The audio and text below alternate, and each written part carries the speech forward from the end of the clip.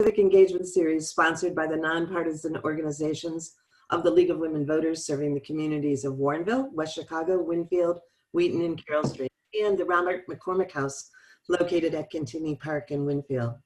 By now, I'm sure you're all Zoom pros, but it would really help if you would now turn off your video and mute all your microphones to improve our streaming service. You can also, I would suggest, use Speaker View, and it will give you a bigger picture of Peter's presentation. We do encourage you to ask questions during the presentation by using the chat box located at the bottom of your Zoom screen during Peter's remarks. Hopefully, time permitting, all will be answered by the end of the program. I am thrilled to welcome Peter Adams, Senior Vice President of Education at the News Literacy Project.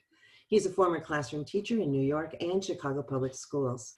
Since joining the News Literacy Project, he has worked tirelessly to develop resources and provide training for educators and students to become smart, active consumers of news and information. Some of you may remember Peter was our very first speaker of the Civic Awareness Series back in 2017. On behalf of the League and the McCormick House, thank you so much, Peter, for joining us once again and helping us find our way through the labyrinth of information and misinformation that exists today. Peter, it's all yours. Great, thank you so much, Barb. Thank you all for, again, for having me back to do this talk. It was a favorite experience of mine a couple of years ago, and particularly meaningful this year in an election year, I think. So I'm gonna just kind of dive right in with Barb's, after Barb's great introduction, and just try to underscore some misinformation trends that we've been tracking in our work throughout 2020. It's not been a slow year on that front. And then I'll try to give you some kind of summative look forward about trends to watch out for, things here in the next few weeks as the election approaches that we can all keep in mind, and then end with some tips for maybe engaging friends and family around misinformation when they share misinformation online. The slides are showing up okay, and you can hear me okay? Just to double check. Yes, perfect. Great. Great. So obviously this spring brought a ton of coronavirus misinformation. A lot of that was fake cures, fake preventions, rumors about how it spread, conspiracy theories about where it came from. Memes like this would spread quite widely, often with the best of intentions. I think people were trying to warn and help friends and family. There was a lot of confusion, a lot of unknowns, even among health authorities at the time. And so that was, a pretty big trend. Here's another claim, kind of fusing COVID and politics. So the idea that, somehow meat packers are testing positive, but not doctors and nurses. And the notion that this is, quote, quite interesting is just a little dash of conspiracy theory in there. And this is something that was copied and pasted across Facebook, made its way over to Twitter as well. That exact phrase, you see people chose different backgrounds for it, but it is the exact same claim. What's interesting here is this is something that I call a sheer assertion, right? So there is no evidence, there's no link, there's no reason to believe this is accurate. It's actually not. It's just an assertion, but the power of sheer assertion, especially when it resonates with something we already believe or it's alarming, is very common and something to watch out for.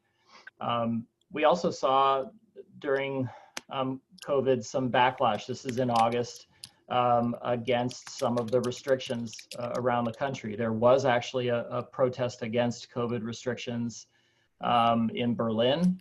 And people who were against restrictions, opposed to mask mandates, who thought that governments around the world were overreacting, tended online to amplify these protests, but also to exaggerate them. So this is actually not a picture of the Berlin anti-COVID lockdown protest. This is a picture of a music festival in Zurich several years before. That's why it's such a packed crowd. This was a picture of the Berlin protest, so there were a good number of people, but you know, people wanted to sort of inflate the numbers online. Here's Sherry Tenpenny, who's a big anti-vaccination activist online, pushing the same theory. So the anti-vaccination community got involved in amplifying this, and everybody was mocking news outlets for saying that they were thousands, using a fake photo to say, you know, CNN is getting this wrong by saying that there are thousands, but look at this picture. Of course, that picture is not the protest. We did a bit of comparison back in March and April, thinking a lot about the parallels between the pandemic, which, you know, thrives on unsuspecting people. There was a lot of talk about taking 20 seconds to wash your hands.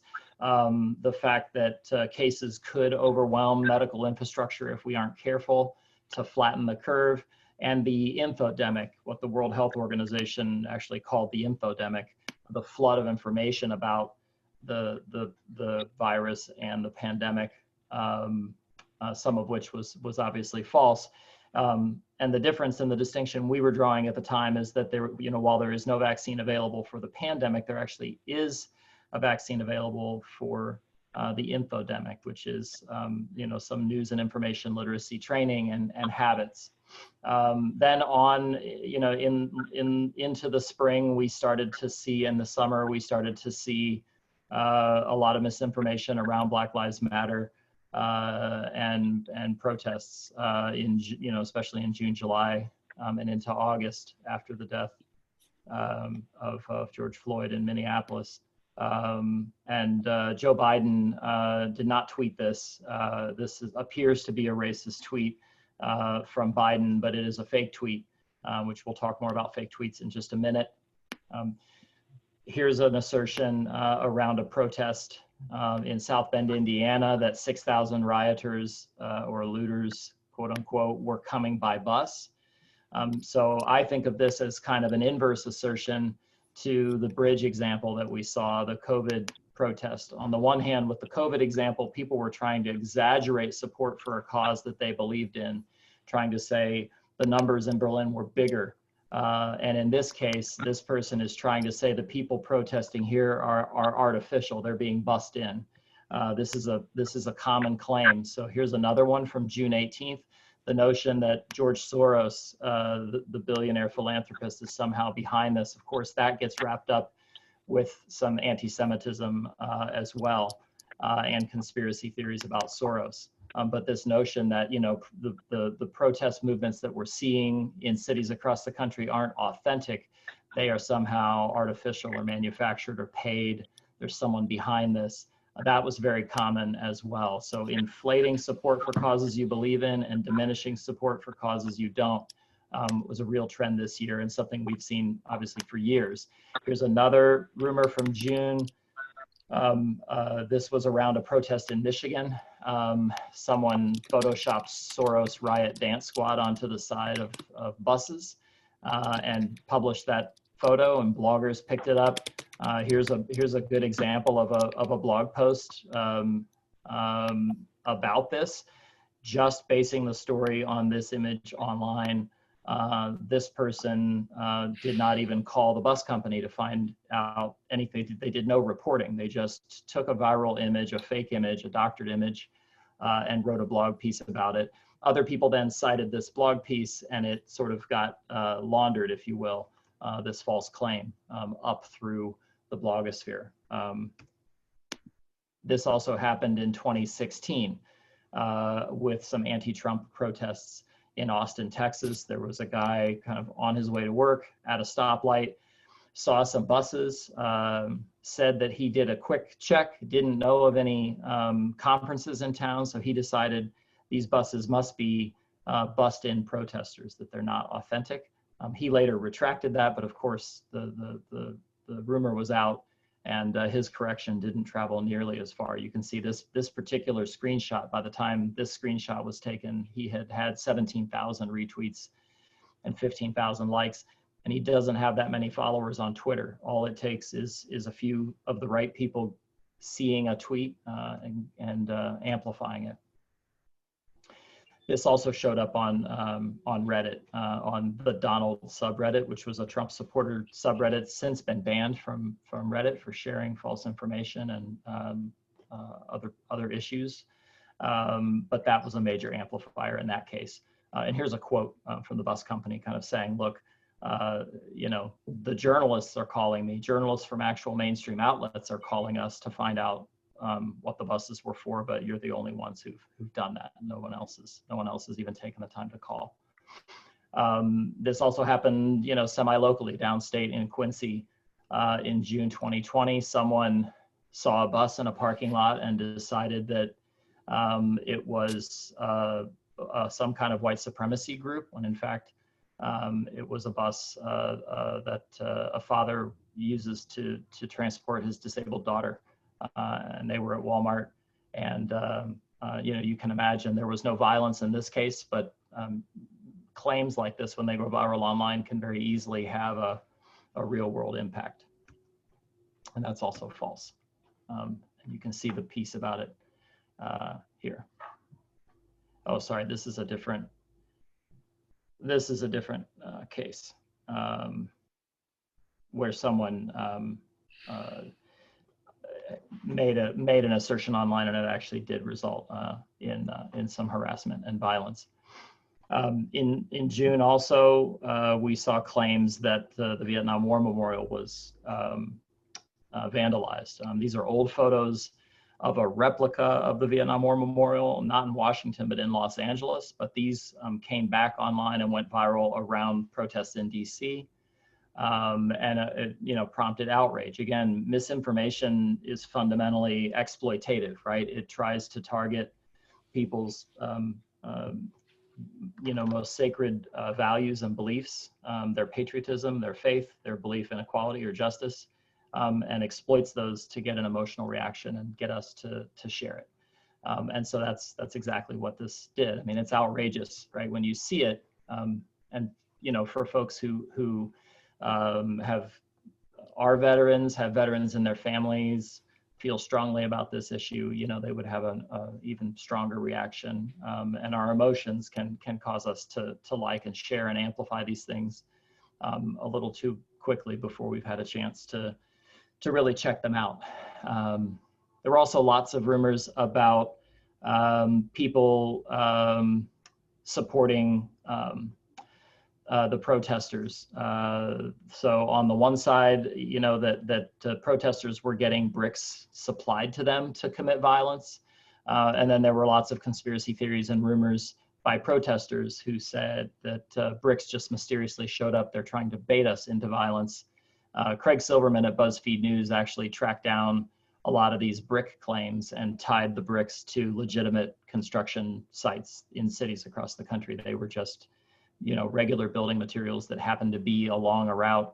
No one was, no cabal, no secret cabal was placing bricks anywhere on anyone's behalf. In May, we saw rumors about mail-in ballots start to crop up. Of course, we've since seen quite a few.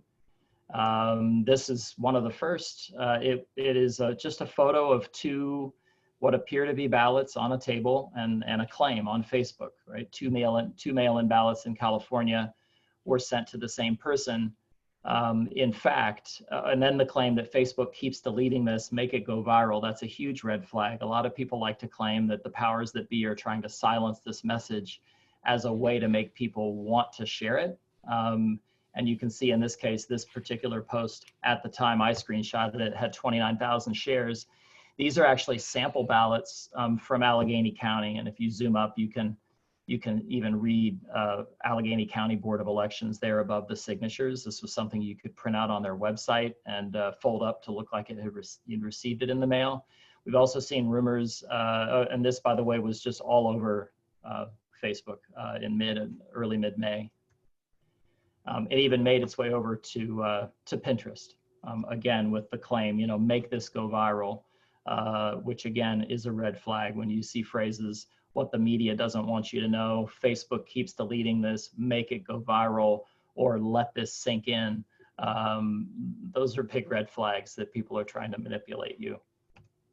And you can see here on Pinterest, just out of curiosity, when I saw this, I did a search for voter fraud, and I just found board after board after board of collections of voter fraud memes purporting to show evidence of voter fraud that really doesn't exist. And it's these kinds of collections that people turn to when they're engaging in, what amounts to information warfare online, just spamming conversations with false memes. Then in September, more recently here, Elijah Schaffer, who is a personality on Blaze TV, which is a conservative, kind of a further right commentary outlet, online broadcast, and on radio, I believe, tweeted this, and someone had sent him pictures of ballots, and he repeated the claim, 1,000+ mail-in ballots found in a dumpster in California. This is near Sonoma County. And he's saying, these are original photos sent to me, big if true. So big red flag. He himself isn't sure what these are. They've just been sent to him, but he's amplifying them to his followers. And he's a public figure, so he has quite a few. It turns out that the pictures were authentic. There were envelopes in a landfill near Sonoma County, but the Sonoma County Board of Elections came out and said that these were empty envelopes from the midterm elections in 2018, which they are required by law to keep for 22 months. And they had kept them for 22 months and had disposed of them, and that's what these pictures were. And in fact, if you zoom up, you can see that they've been cut open at the bottom. They were in fact empty.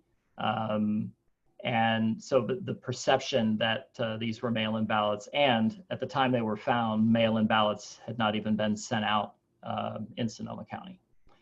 So they could not have been discarded mail-in ballots for the 2020 presidential election. This rumor is more recent. This is sort of last week. Claims that this person finished poll manager training in Myrtle Beach, South Carolina, passed all the classes, and to be on your guard if a poll worker writes something on your ballot, that it will be disqualified. This is not true.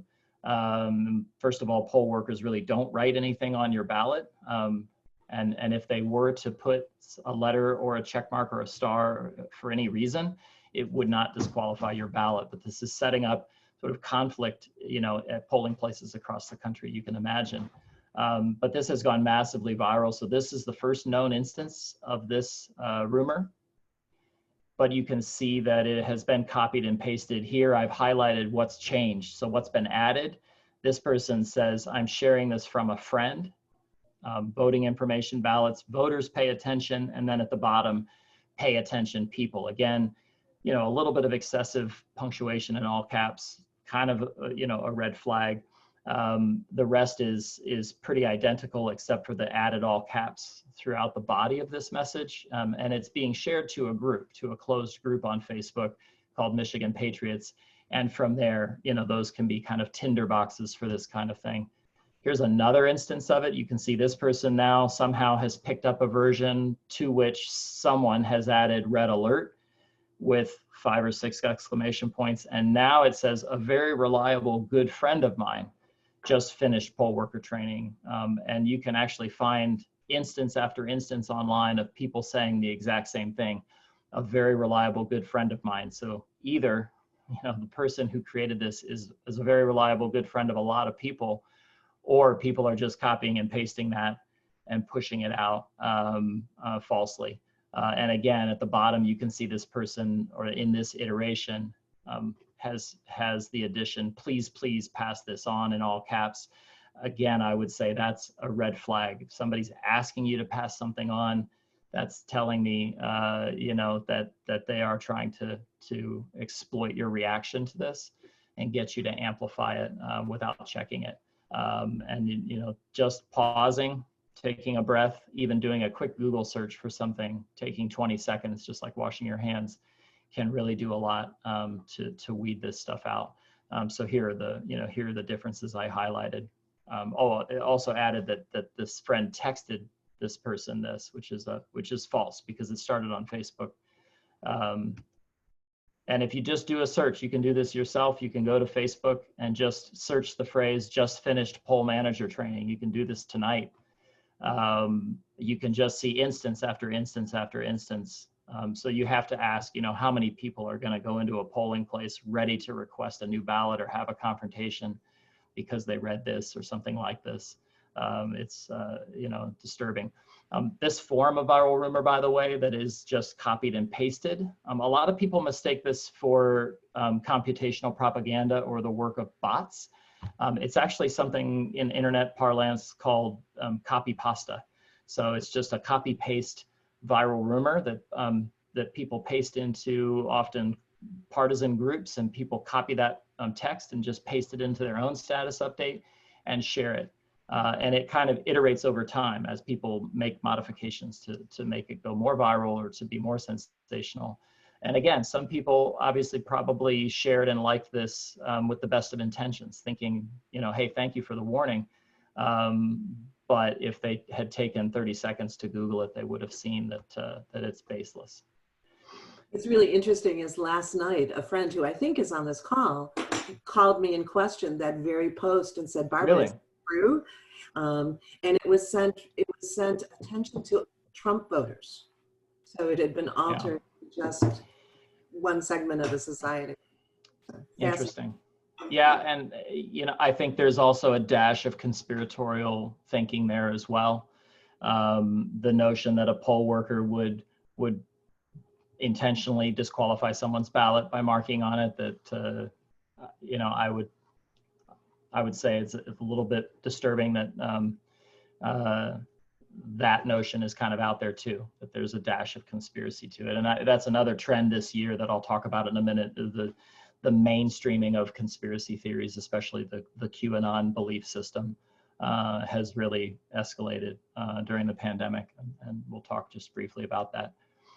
Another big trend are viral rumors about the mental fitness of the candidates. So here's a rumor on the left. This one's on YouTube of Biden, appearing to wave to an empty field.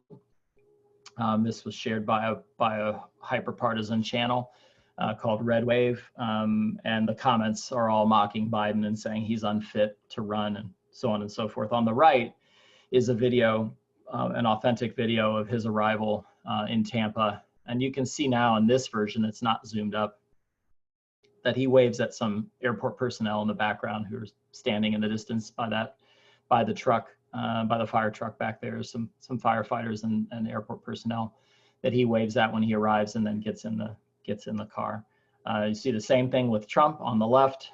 Here's a rumor that Trump is just aimlessly walking around the grass and goes over and stares at a puddle inexplicably, and that this is evidence of dementia or that he's not fit, that he's confused, he's not well, when in fact he spoke to the press and walked across what I think is the South Lawn. Yeah, the South Lawn, and is waiting for the First Lady.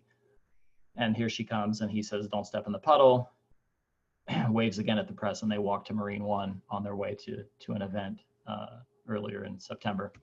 And this also made the jump to other platforms. So here you can see a screenshot of a tweet of this same video calling Trump lost and disoriented, shared on Instagram. So we've seen a lot of screenshots of rumors on one platform being shared on another. And I think that's something that's definitely escalated in the last several years, definitely since the last time I spoke to this group, the kind of cross-platform migration of misinformation. So if something's on Twitter, it's going to be screenshotted or recorded and posted to Facebook and vice versa, and to Instagram and probably to Pinterest and so on. So it makes the response question a little bit more complex. Obviously, most of you have seen coverage of Facebook's actions against misinformation of various kinds. Twitter is taking different actions. You can see here, Instagram has added a label to this saying that it's missing context. That's a great thing to have done. It took them way too long to do it, but they are starting to roll out new functionality to warn people about misinformation.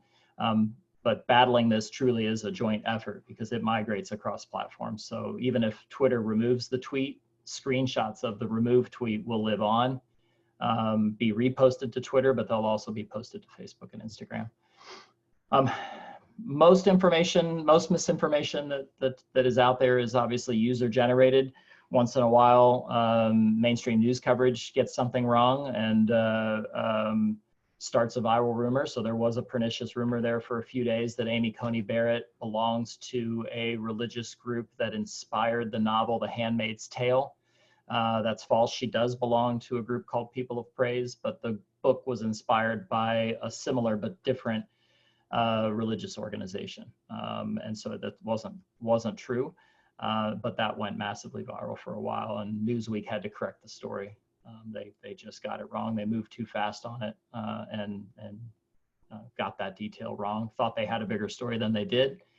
Here's a hyper-partisan page on Facebook sharing a screenshot of a tweet. So again, cross-platform.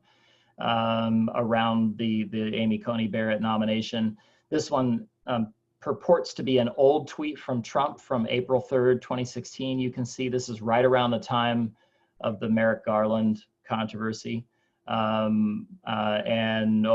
This is supposedly a tweet from Trump saying that Obama should wait to nominate a new Supreme Court justice. It might be a piece of satire. It might be a joke because the rest of it says he should wait until he leaves office to pick another justice, which wouldn't make sense. You can't pick a justice after you're out. So, but a lot of people are taking this seriously in the comments, calling him an illegitimate president, saying that, this demonstrates how much civics knowledge he has. But this is a fake tweet. But you can see it kind of all across the internet. So here are two different tweets and a post on Reddit, all showing this fake tweet. One giveaway of a fake tweet is that you'll always see it as a screenshot. So, you won't see a link to the live tweet because Trump never tweeted it. So you can't get a link to the live tweet. A lot of people try to explain this away, saying that tweet has been deleted. But another giveaway is this. So when you manufacture a fake tweet, most people use fake tweet generators online. And I'll show you what one looks like. But basically, you can pick an account, you can upload their profile picture, which you can copy off of Twitter. You pick a date and time, you pick a number of retweets and likes. So if you want to make something look really popular, you would ramp up those engagement numbers. If you want to make something look controversial, you would change the numbers in some way and show a lot of replies. If you want to make it look like an old Trump tweet to make him look like a hypocrite, like this person was, you make it from years ago. If you want to make it look like it's related to yesterday, you make the date yesterday. But these all match. So you can see every single one of these three rumors has the exact same date and time and the exact same engagement numbers. And if he had tweeted something like that, people would be screenshotting it at different times and in different time zones. And Twitter displays the time of your local time zone of the user. So all of these people would have had to have screenshotted it in the same time zone when the tweet had these exact number of retweets and likes, and that's incredibly unlikely. So that's kind of a dead giveaway. Here's what a fake tweet generator looks like. There are many. This one makes it really easy to pick a public figure and will create an image of a fake tweet. I always have to warn teachers and students not to do this. They might seem like fun toys online to make joke tweets, but they can easily get loose online and start a viral rumor. So it's never a good idea to make a fake tweet for someone. If you do find yourself wondering if there's a screenshot you're seeing is an authentic tweet, because sometimes people really do tweet controversial things and then delete them, you can check for Trump, you can check a website called the Trump Twitter Archive. You can also check a website called factbased, which also has transcripts of Trump's speeches. So people often take snippets of speeches out of context. If you're trying to find the full transcript, you can go there. And then PolitWhoops, which is a site run by now ProPublica, has deleted tweets from public officials.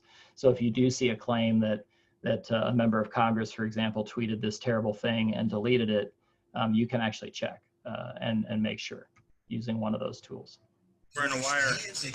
After the debate, There it is. the first debate, well, the only There it debate, is. a lot of rumors like Burn this a one. wire. Why do you need a wire, bro? Yeah, a lot of rumors like this circulated that Biden was wearing a wire during the debate. The implication there is that, you know, he, again, the kind of mental fitness theme, he didn't have the wherewithal to participate in the debate without being fed answers. This was false.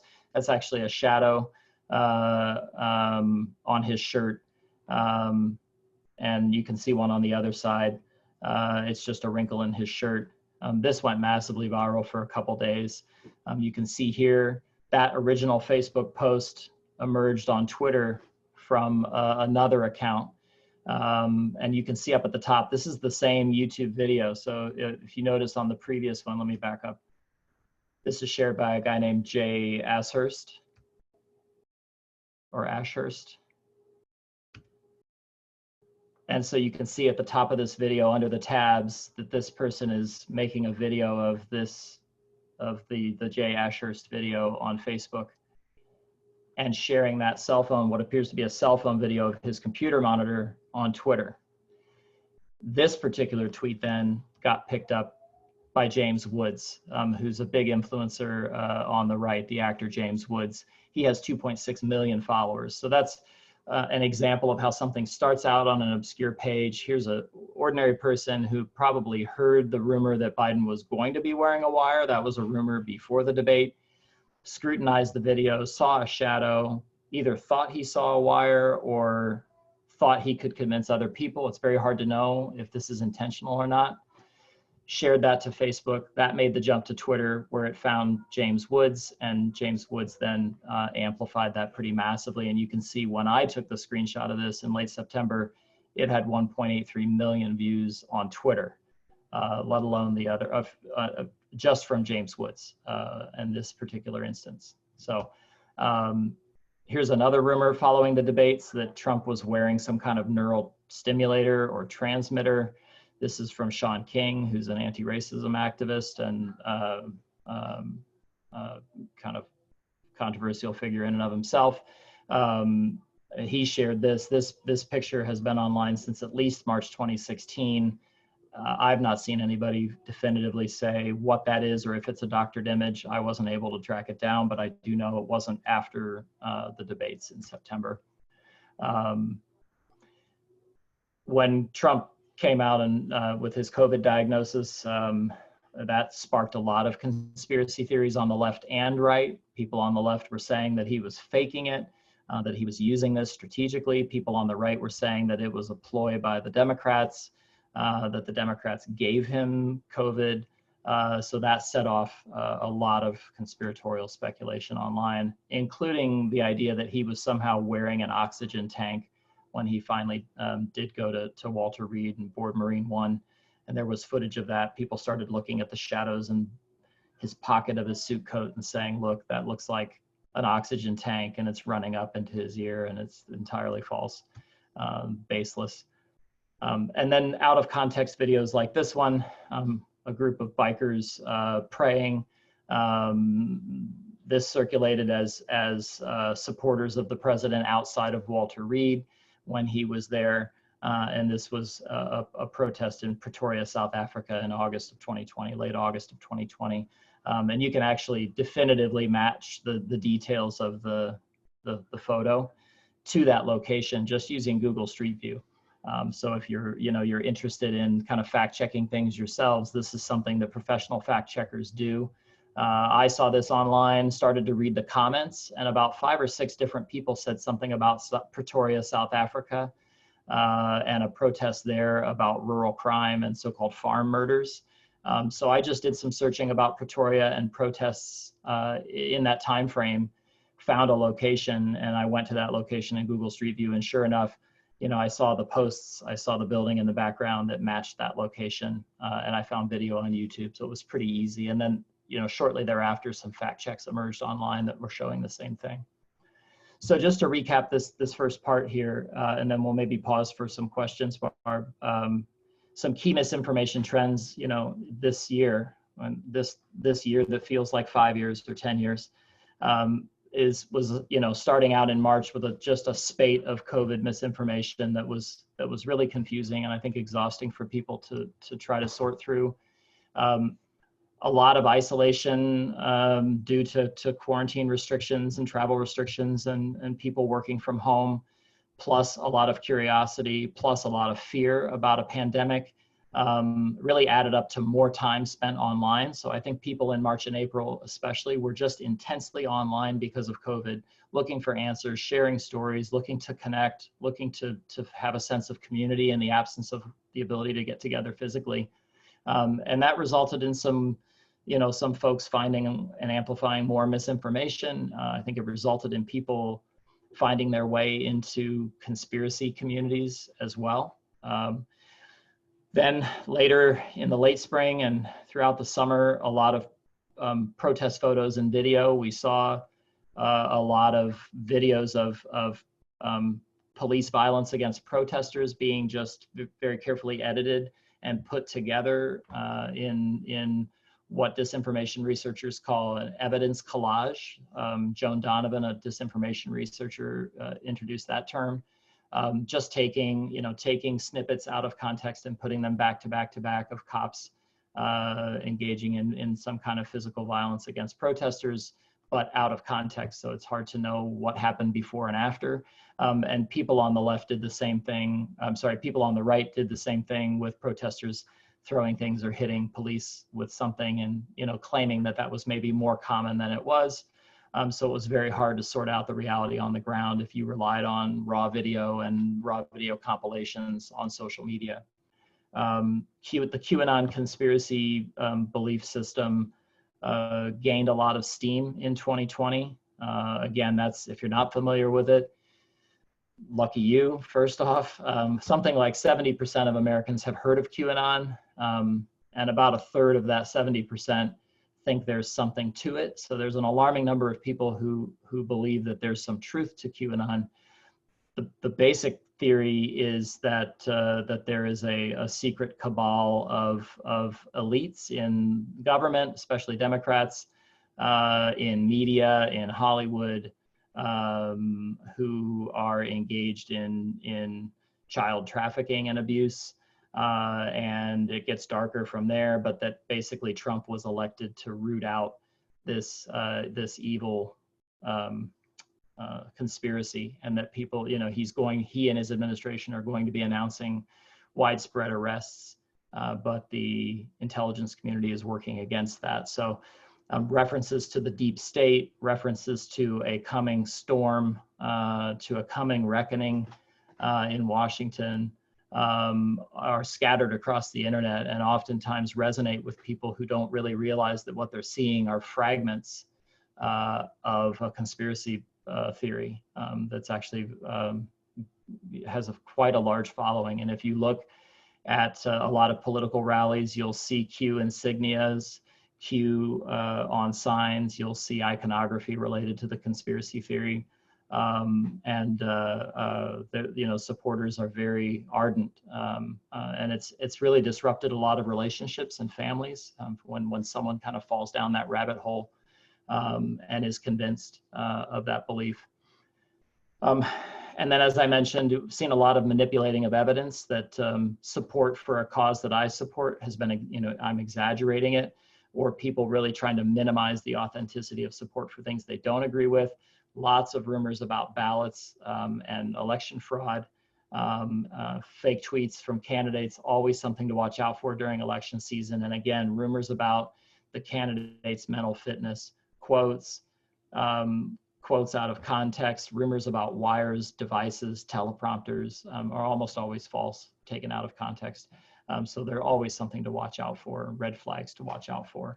And then other things, general trends. Most of what I've showed you would be categorized as a so-called cheap fake.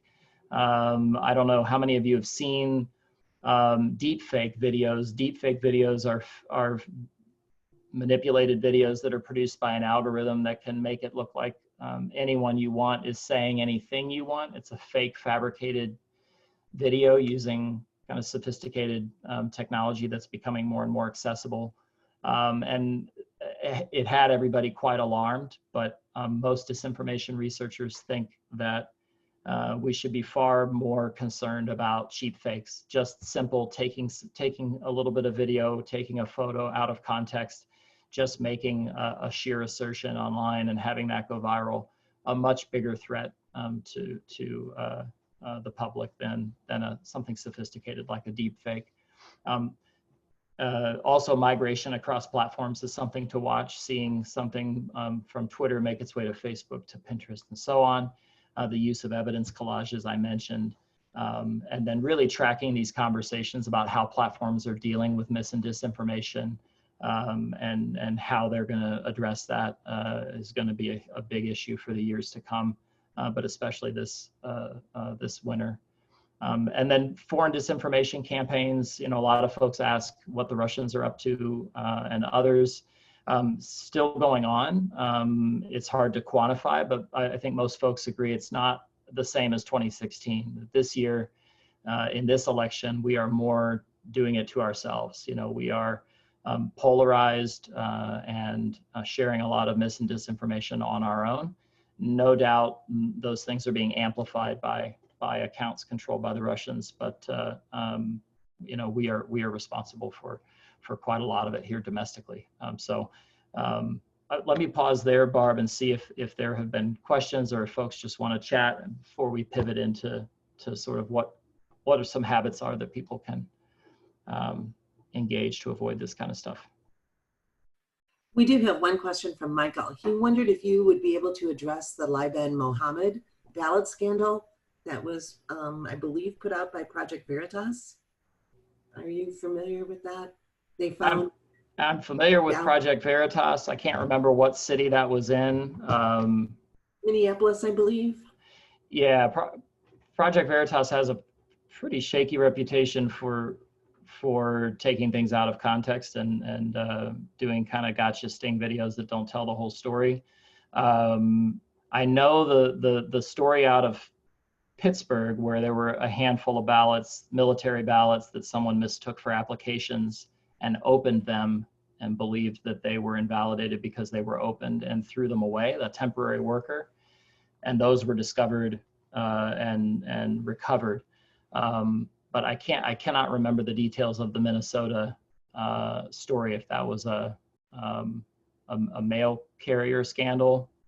I don't remember, but I do know that the FBI has said over and over again there is no sort of conspiracy to alter mail-in voting, and that elections officials have consistently said that mail-in voting is something that has happened every year. It's not new this year, and that it is safe.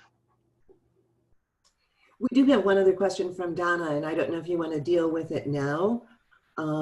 Excuse me. Oh, Michael just added a comment that there was a video proof from a gentleman who possessed numerous mail-in ballots within his vehicle. So that was the story behind the potential reporting of voter fraud by Project Veritas. Yep. I think I would just say I would want to know what the video was and if there's been any reporting about it, only because Project Veritas has been caught in some shaky situations where they've fudged some details. So I would want to confirm that across other sources and make sure that that video was authentic and was in fact proof. So it would involve more research on all our parts. I would, yeah, and I'll check it out. I'm sorry, I'm not familiar with the details of that particular story. That's great. Donna's asked a question, and I don't know if you want to deal with it now or if you would like to deal with it later. She says, I know MIT is doing a lot of work on reducing fake news, 75% reduction in fake news shared after Facebook rolled out a new ad system designed to intercept fake news. Are you aware of other organizations devoting time and resources to solving the misinformation problem, since social media sites are approaching news media status? Yeah, so the status of social media platforms is obviously something that's at the heart of this debate about what they can or should do about misinformation. And at heart, you know, social media platforms have always insisted that they are not publishers, that they are just a tool that other people use to self-publish, and that therefore they should not or cannot be held accountable for what people put on their platforms. Other governments have disagreed. The EU, for example, has more strict guidelines in place than in the US, but these are global companies, so they are dealing with a lot of regulatory standards across, you know, different in different countries for users in different countries. Here in the US, you know, I think they've done a very good job of eliminating some kinds of content. You don't see ISIS recruitment videos and that form of extremism on Facebook or YouTube or Twitter. They eliminated that long ago, years and years ago. You don't see pornography, for example. So they've come up with ways to weed that out. And they are trying, I think, with varying degrees of success, and probably not devoting the resources they should, but they are devoting some resources to trying to solve solve that issue. How can they warn people about misinformation, especially misinformation that has to do with the pandemic, for example. They stepped up and got more serious about flagging medical misinformation, automatically adding links to credible sources for medical information like the CDC and the WHO, to any post that included the words COVID. If you try to share something about COVID, sometimes you would get a warning, and some of you might have experienced that. And they're taking this election more seriously too. So information that is spreading falsehoods about how to vote or where to vote or threats to polling places, they're really cracking down on, because the stakes are higher, right? If somebody thinks that they're going to experience violence if they turn out to vote, that's voter suppression, much more serious than a gift card scam or some other things that they might deal with. I can't, it's hard to summarize all the steps that all the platforms are taking, applying various labels. Facebook a couple of years ago started blurring out the post if one of their fact-checking partners has flagged it as misleading or false, and you have to kind of dismiss that warning to see the post, and that has reduced sharing of false information, they say. Of course, a lot of people dismiss those warnings and share it anyway, so it's obviously still very much a problem. Claire was wondering, Peter, if you could restate the deep fake aspect and why it is less threatening. Yeah, so again, deep fakes are, many of you have probably seen a deep fake video. If we have time, I can show you one, but they are essentially artificial video. So algorithms can take authentic video of a public official, whether it's Trump or Obama or Putin or Biden, and memorize sort of how they move and how they look, and then recreate what looks to be video, but it's just, again, a digital video is just, a collection of pixels of different colors moving in a certain pattern. So these algorithms have learned how to recreate authentic looking video when they are trained on real footage, and they can do the same thing with a voice. So they can replicate anyone's voice. If you train it on an actual recording of someone's voice, they can recreate that. So if you put those together, you can make anyone say anything that you like. And there was a lot of hand-wringing and concern when deepfake technology came out and then started to become more and more accessible, that we were going to see deepfake videos drop, in the days leading up to elections around the world of a candidate saying something they didn't say. And we really haven't seen those emerge. There have been a few deepfakes that have caused confusion, but it's nothing like people thought. And part of the concern was because it's a bright and shiny new technology, because the videos are so shocking and stunning, that people were going to be much more focused on those than just a simple quote taken out of context or a photo taken out of context. And the vast majority of misinformation online are not sophisticated deep fakes, but just cheap fakes. The things that are similar to the things I showed you, right? Trump appearing to wander around the South Lawn and he's confused. Those things are very easy to make and crank out, and they take fact checkers much more time to track down and debunk.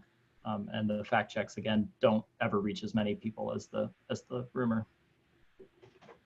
So, for instance, with the movie Forrest Gump, when they had political past Right. figures saying certain things to Forrest Gump, it would be like a deep fake, what they were doing. Kind of, yes. So that technology has gotten a lot better and a lot easier for folks to use. But yes, similar to that. One more question. Jack is Sure. wondering that why does there seem to be such a resurgence of anti-Semitism? I have seen a lot of this lately and am blown away to see memes with a lot of traffic that are blatantly anti-Semitic. Yeah, I agree. I think extremism online, is an enormous problem. There are, neo-Nazis and white supremacists who openly operate on Twitter. I think Twitter particularly doesn't do as good of a job cracking down on that. QAnon is laced with a lot of old anti-Semitic tropes and stories that date back, that go back a long way. And it is disturbing. I think QAnon's honestly responsible for some of it. I think white supremacists and neo-Nazi organizations around the world are kind of emboldened by the current moment. There's a lot of chaos. There's a lot of unrest. The far right has really tapped into that, and like the extreme right, and I think drawn a lot of energy from that, and they are trying to sort of make this a moment, make this their moment to sort of break through and try to, in some cases, try to start a race war, try to start some sort of nationalist movement, because they think that the mood in the country is in the right place. So I think they're pushing harder online than we've seen in past years. Well, that's all the questions I have for now. Okay, great. So I wanted to just touch on some essential skills and habits that people might employ, and things that we recommend. And Barb, I can send you. We have a couple of like infographics in the works that summarize this stuff, so I can send those to you here in the coming day, in the days following this, so you can share them, or I can share them on your Facebook page. But the first is just to slow down, just to pause and recognize when you're having an emotional response to something online. So it's very easy to see something and be outraged. A lot of people were outraged at this comparison. This is Trump outside of St. John's Church in June. Holding up a Bible. He very famously sort of walked across to St. John's Church and took that picture, and had the Secret Service sort of clear protesters out of the way. That was a big story. But the picture of Hitler is doctored. So people thought, oh, he's recreating this moment, and this is a dog whistle to white nationalists and Nazis. But the authentic image of Hitler is here, from Getty. So someone had just taken a Bible and photoshopped it in, and then sort of arranged his thumb, manipulated the thumb. And it's grainy because it's a historical photo, so they kind of got away with that. That fooled a lot of people, including, Deborah Messing, the actress here. So she has quite a few followers. So she was a big amplifier. You can see this got, 14,500 likes and over 7,000 retweets when this was screenshot. Avoiding blind sharing is another good exercise. I think it's very easy to see a headline and think, well, that's an important story. That's an important video. This is an important, I'll watch it later, but I'll share it now. And this is something that Twitter has introduced new functionality around. So some users, when they try to retweet something and they haven't clicked on the link, get a warning to say, hey, you've only seen the headline. You haven't clicked on the link. Are you sure you want to retweet this? And you have to actually make a second tap on your screen to retweet. So that's a good move, adding friction to get people to reflect on whether, you're sure about this enough. You're sure enough about this to share it with others and to amplify it. I think it's, very easy because social media platforms have made liking and sharing and engaging as frictionless as possible, as easy as possible. The more people do that, the more revenue they get. They want you to stay. They want you to be engaged. The more engaged you are, the longer you're going to stay on their platform, the more ads they can serve you. That's their business model. That's why Facebook's free. That's why Twitter's free. So, but it can be very easy to forget that, when you share that, you're actually amplifying something to, all of your friends and anyone they might share your post with as well. If you're not sure about it, that can really result in confusion and sometimes worse. So always a good habit to not blind share and differentiate between different kinds of content. So I talked a little bit about user-generated content and standards-based content being quite different. An anonymous meme online is very different than a standards-based news report from a news outlet, from a quality news outlet. On the user-generated side of that world, you have to ask questions like, who made this? Like, I don't even have a name. This is just an anonymous claim. Where did this start?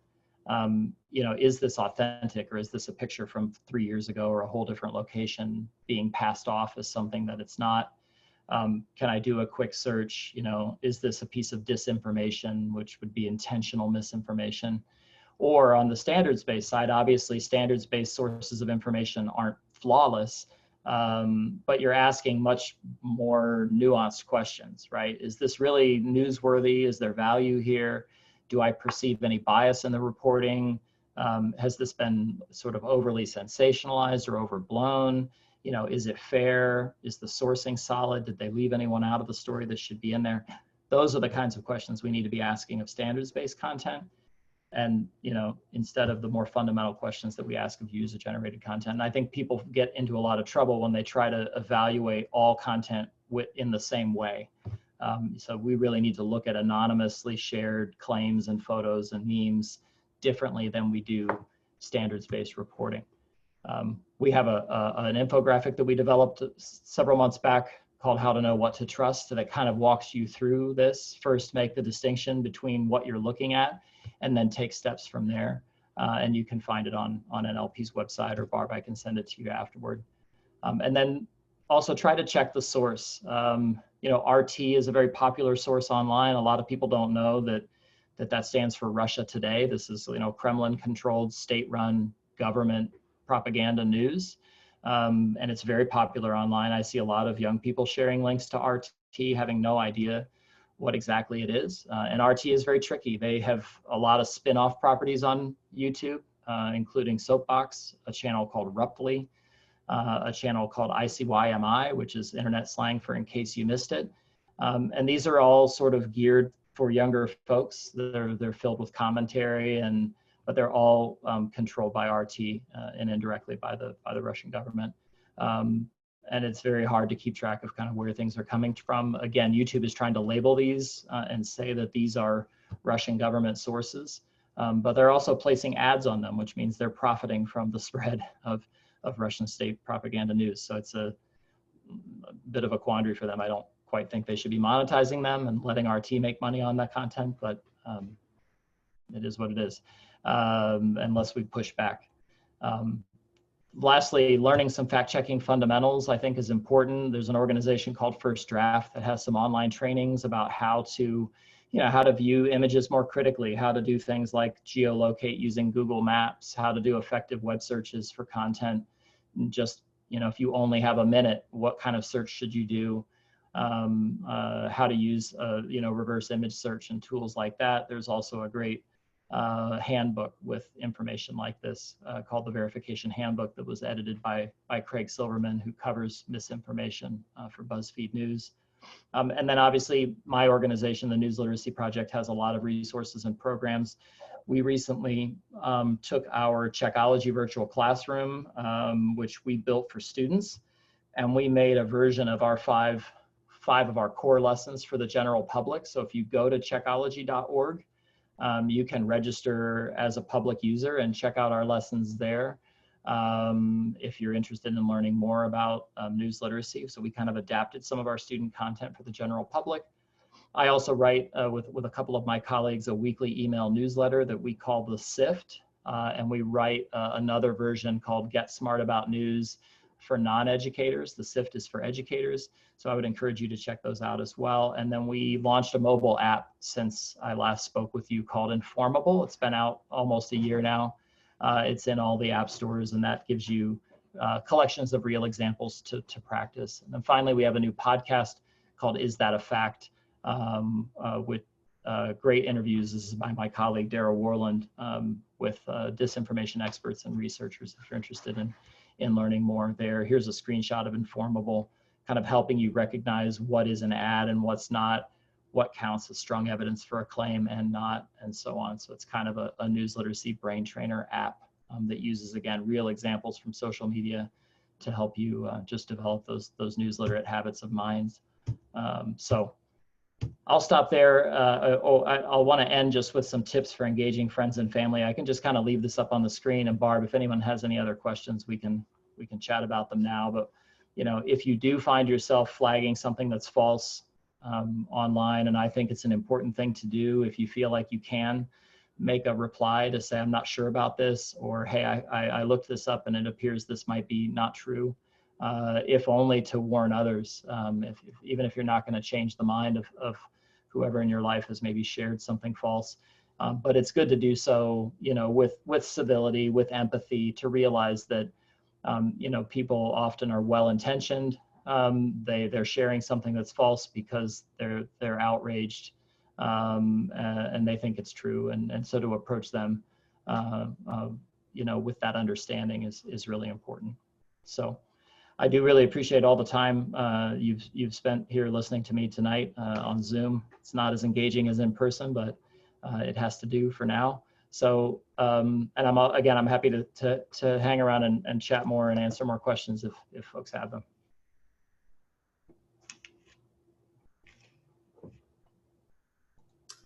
I'm muted. Typical Zoom problem. No problem. What is your opinion of the DuckDuckGo web browser? I've not heard of that. It claims to be affected. It claims to not be affected by Google's paid advertising results. Yeah, it's a privacy browser, kind of like incognito mode on Chrome, but I think even better.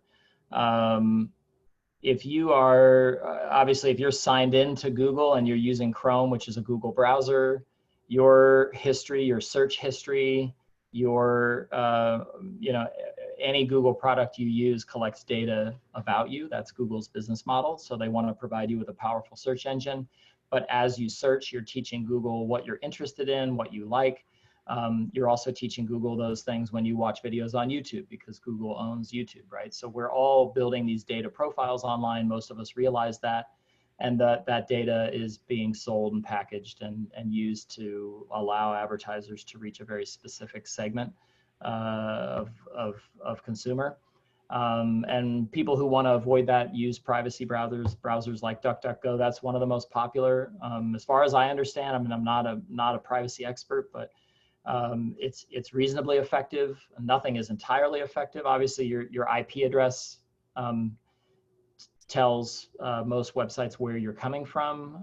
It tells Google, that you're originating in the U.S. So when you go to google.com, you get your results in English, and when you do a search, it serves you English results. So it makes certain assumptions about you based on your location, but it also blocks out, a lot of other trackers, apparently. So it's supposedly, much more private than searching on a regular browser, certainly searching on something while you're signed in to your account.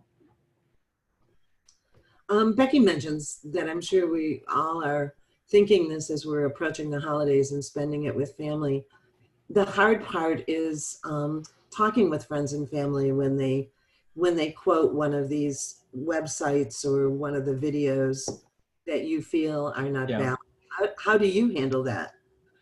I think, again, it's important to acknowledge, to approach it with empathy and to say, I mean, if you know it to be false, you can say, yeah, I saw that too, and I was really outraged at first, or I thought that was outrageous too. But then I did a quick Google search, and I actually found this fact check that showed that the picture was doctored, and that can be very helpful to sort of couch it in that kind of language. I also think it's helpful to not just drop a link to a factcheck.org or PolitiFact by itself, but to actually, try to summarize the substance of the fact check, to say, hey, look, that photo of Hitler holding a Bible is not is not authentic. Here's the real one, and here's the link where I found this, and add the fact check link at the end.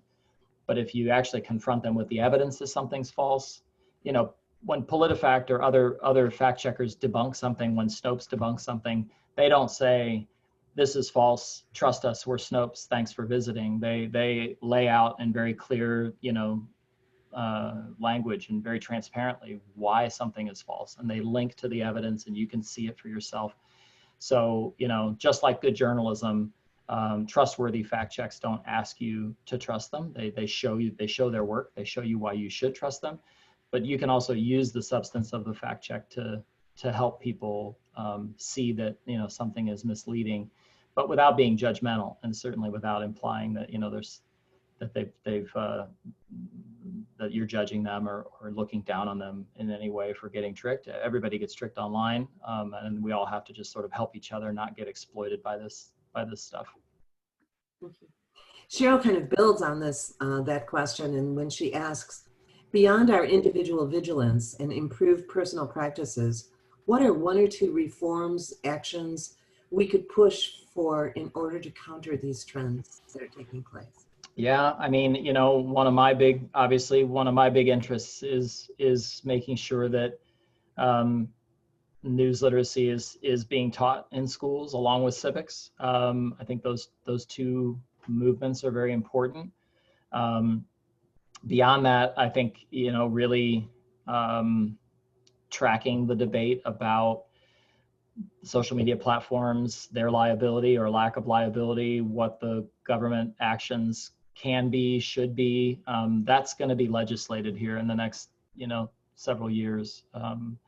And keeping up with that debate, and then contacting your elected officials, your representatives, to express your opinion about it, I think is an important step, for sure. Great. And we do have a request for all your resources. So if you could send those to me, I'll be glad to send them out to everyone who attended tonight. Yeah, I will send you these slides, and if you go to news-lit.org, that's our homepage. I'll type that address here in the chat. That's a good sort of one-stop shop, where you can see back issues of our newsletters. You can see a lot of infographics and lessons and other things there. We have a great quiz called Should You Share It? That really highlights that exploitative nature of misinformation. So it asks you if you want to see rumors targeted at conservatives or rumors targeted at liberals, and then it takes you down a different path and sort of tests your, you know, shows you what it's like to kind of feel that tug and resist it. Thank you. I've done many of the activities on your website, and I would encourage everyone to visit and do those activities to make you a better news consumer, each of us a better news consumer. Thank you so much, Peter. Thank you for the use of your time and the information. And we hope to meet you again soon, not 3 years, but sooner than that. Sure, would love that.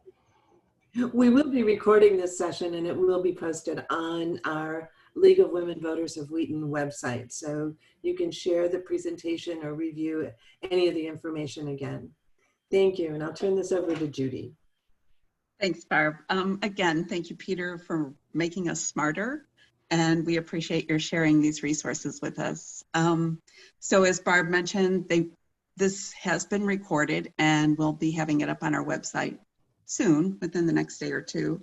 And so please join us next month, Thursday, November 19th at 7 p.m. when Professor Steve Schwinn will be talking about post-election. So we hope you join us. Thanks so much.